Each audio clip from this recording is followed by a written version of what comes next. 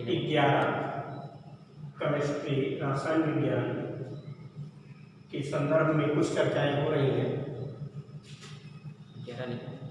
11 तो आप ये ध्यान दीजिए कि क्यूरियोसिटी और सिंसियरिटी जो साइंस के दो वर्ड हैं SCIENC और E, इसमें जो फर्स्ट दो वर्ड है सिंसियरिटी और क्यूरियोसिटी, यही व्यक्ति को आगे ले जाने का प्रयास करती है। यही जिज्ञासा व्यक्ति को आगे ले जाने का प्रयास करती है और उसी जिज्ञासा का जब हम क्रमबद्ध व सुव्यवस्थित व सुसंगठित ज्ञान करते हैं, अध्ययन करते हैं, तो हम उसी को क्या कहते हैं? विज्ञान। व्यक्ति की जिज्ञासा व्यक्ति को आगे ले जाने में सफल होती है और उसी जिज्ञासा का जब हम क्रमबद्ध सुव्यवस्थित और सुसंगठित अध्ययन करते हैं तो वही विज्ञान है। विज्ञान के दो शाखाएं बांटी गई हैं। पहला जो है आपका सजीव विज्ञान और दूसरा जो है वो निर्जीव विज्ञान। सजीव विज्ञान से हमें कोई लेना देना नहीं है, इसे बायोलॉजी कहते हैं, इसका अध्ययन आप लोग आगे करेंगे। हम चलते हैं निर्जीव विज्ञान। निर्जीव विज्ञान को पुनः दो भाग कर दिया गया है जो आपके कोर्स में है। भौतिक विज्ञान जो केवल वार आकार का ही अध्ययन या भौतिक विषयों पर आधारित, और दूसरा है रासायन विज्ञान। सर रासायन विज्ञान तो अब हमें विस्तृत अध्ययन केवल अपने इस टॉपिक पर फोकस करना है कि रासायन विज्ञान है क्या। आप देख लीजिए, अगर आप हिंदी पढ़ते हो तो संक्षेप कर दीजिए, रस प्लस आयन। रस क्या है? रस को साइंस भाषा में विलयन कहते हैं। विलयन कहते हैं। विलयन क्या है? ये विलयन दो पदार्थों से मिलकर के बना होता है, विलेय और विलायक। ये विलेय और विलायक दोनों मिल करके विलयन बनाते हैं। इसी विलयन को कहा गया रस। और रस में जो आयन है, जैसे सोडियम क्लोराइड को पानी में घोला गया तो सोडियम आयन और क्लोराइड आयन ये विद्युत प्रक्रिया द्वारा जो है दोनों अलग हो जाते हैं। तो विलयन में जो आयन है उन्हीं का अध्ययन अर्थात उनके आंतरिक गुणों का अध्ययन जब हम करते हैं, संरचना और संगठन का जब हम अध्ययन करते हैं, उनमें होने वाली रासायनिक अभिक्रियाओं का हम अध्ययन करते हैं। अभिक्रियाएं किस प्रकार की हैं? ऊष्मा निकल रही है, ऊष्मा नहीं निकल रही है, अभिक्रिया किसी बाह्य कारक के प्रभाव से हो रही है, नहीं हो रही है। इन सब का जब हम अध्ययन करते हैं, आंतरिक गुणों का अध्ययन करते हैं, विज्ञान की वह शाखा कहलाती है रासायनिक विज्ञान। और इस रासायन विज्ञान के अंतर्गत जो है आपको तीन भाग बांट दिए गए हैं। पहला जो है आपको अकार्बनिक रसायन,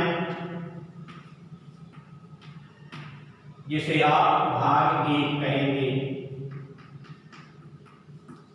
और दूसरा है कार्बनिक रसायन। कार्बनिक रसायन जिसे आप भाग 2 कहेंगे।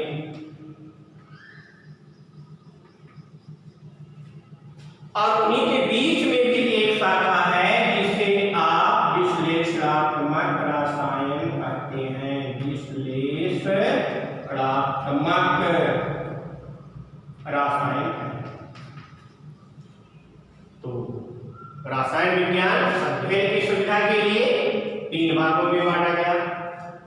याद है, कोई वस्तु बहुत ज्यादा हो जाती है जिसका सिस्टमेटिक अध्ययन करना बहुत कठिन हो जाता है, तो अध्ययन की सुविधा के लिए उसे हम छोटे छोटे भागों में बांट देते हैं।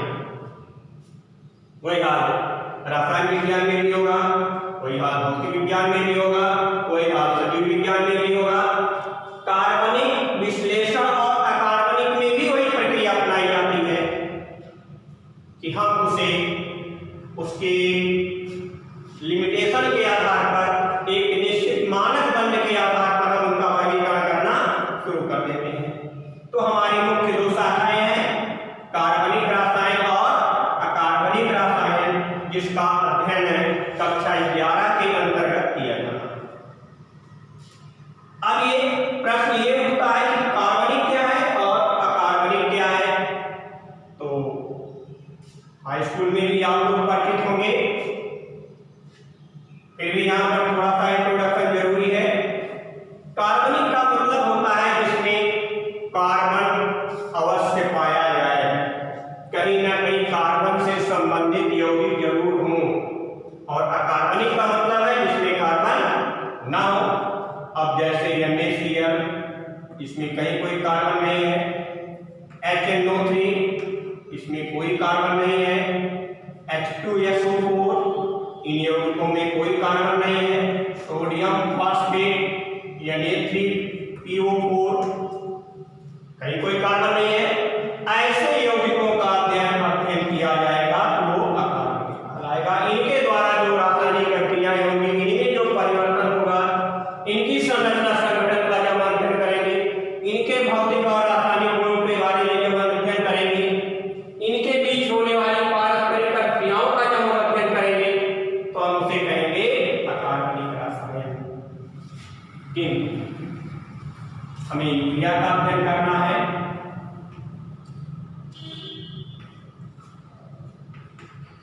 यूरिया का अध्ययन करना है, फॉर्मिक एसिड का अध्ययन करना है, ऑर्गेनोल्डिहाइड का अध्ययन करना है,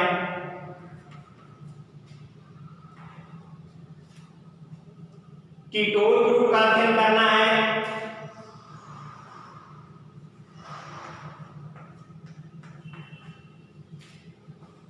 एस्टर ग्रुप का अध्ययन करना है, या अगर का अध्ययन करना है तो उनमें कार्बन कहीं ना कहीं आपको जरूर मिल जाएगा।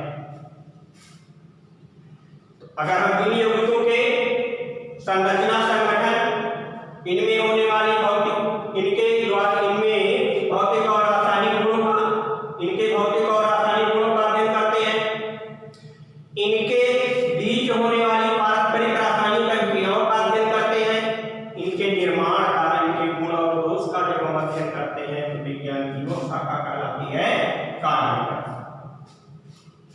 अब इस अकार्बनिक रसायन में और कार्बनिक रसायन में दोनों के 2 भाग हैं, दोनों का अध्ययन अलग अलग भाग 1 और भाग 2 के अंतर्गत किया जाता है।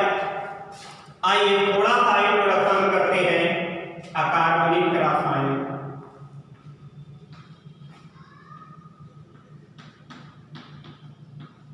अकार्बनिक रसायन तो कोई भी यौगिक होगा जो कार्बन से संबंधित नहीं है, वो क्या कहलाएगा? अकार्बनिक रसायन कहलाएगा, अकार्बनिक यौगिक कहलाएगा। अब इस अकार्बनिक यौगिक के बारे में, जैसे मान लीजिए हमें इनका अणुभार निकालना होगा,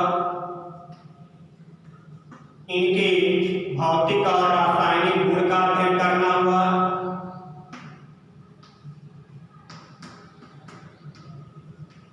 गुण का अध्ययन करना हुआ, या इनके निर्माण की विधि का अध्ययन करना हुआ, तो वह कार्बनिक रसायन, अकार्बनिक रसायन के अंतर्गत आएगा। अब इस अकार्बनिक रसायन को हम लोग आगे आते हैं थोड़ा सा, जो आपका विषय वस्तु है, विषय प्रवेश है या प्रस्तावना, आपका पहला चैप्टर मिलेगा विषय प्रवेश या प्रस्तावना। उसमें यह है कि इस रसायन विज्ञान के पढ़ने का उद्देश्य क्या है, पहला उद्देश्य ये होता है कि किसी भी विषय वस्तु का अगर हम गहन अध्ययन करें तो हमारे ज्ञान में वृद्धि होगी। तो किसी भी विषय वस्तु को पढ़ने से पहला जो आपका लाभ होता है वो ज्ञान में वृद्धि। जरूर आपको कुछ ना कुछ कहीं ना कहीं मिलेगा। और यही हमारा साइंस भी सिखा रहा है। अगर हम सिंसियर हैं और हम क्यूरियस हैं तो हमारी इंटेलिजेंसी जरूर बढ़ जाएगी। अब जब इंटेलिजेंसी बढ़ जाएगी, हम में कुछ करने की क्षमता आएगी, अर्थात हम एक्सपेरिमेंट करना चाहेंगे, उसको करके देखना चाहेंगे कहाँ सही और कहाँ क्या गलत है। कहीं ऐसा तो नहीं कि जो विज्ञान का वो गलत है, इसलिए विज्ञान कहा गया है कि एक्सपेरिमेंटल नॉलेज। विज्ञान क्या है? Experimental knowledge.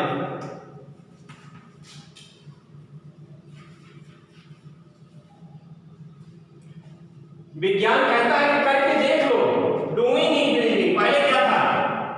Hearing is believing, चलो भाई सुन लिए, लगता है सही हो जाएगा। फिर अब क्या है? Doing is believing. कर लो, तब उसके बाद विश्वास करो कि हम ये बात सही है या गलत है।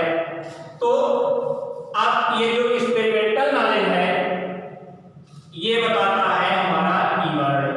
और जब एक्सपेरिमेंटल नॉलेज में क्लियर हो गया तो निश्चित है हमारे ज्ञान में वृद्धि हो जाएगी। हमारा यश सिखा रहा है कि बी सिंसियर, सी सिखाता है बी क्यूरियस, तब हमारे ज्ञान में वृद्धि होगी, जो कि किसी भी विषय वस्तु को पढ़ने से होती है। और जब ज्ञान में वृद्धि हुई तो हमें कुछ करने की भी क्षमता जगती है, जिसे हम एक्सपेरिमेंटल नॉलेज कहते हैं। विज्ञान भी हमारा एक एक्सपेरिमेंटल नॉलेज होता है।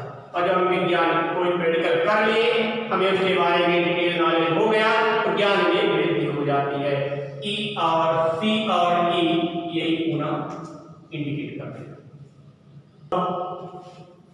इसके बाद किसी भी विषय वस्तु को पढ़ने से दूसरा क्या होता है, इसके बारे में हम लोग कल